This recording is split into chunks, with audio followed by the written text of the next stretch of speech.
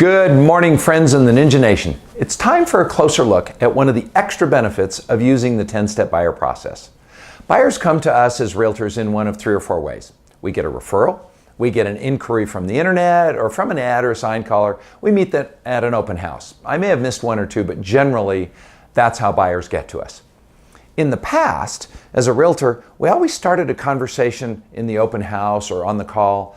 And our goal was to see if A, if they were pre-qualified, and then B, we tried to get them to let us show them houses.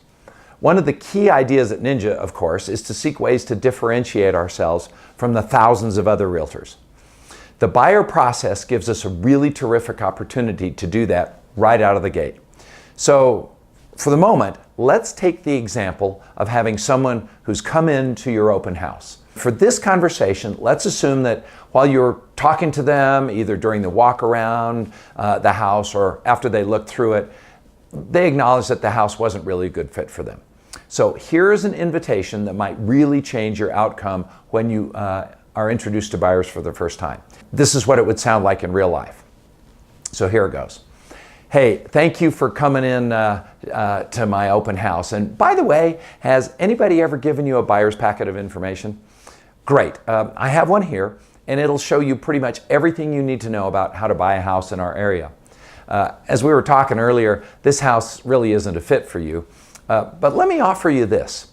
I have a process that I'd love to show you that will help you find the right house in the shortest amount of time.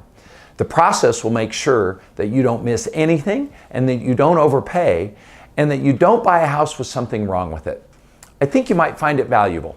Shouldn't take more than about 45 minutes. I have time tomorrow about 3 if that would work for you. And then they'll say yes, no, how about 4? And then of course give them the buyer's packet. This is a dramatic departure from what every other agent out there is doing, and it really will differentiate you from your competition. So your goal is to try it this week.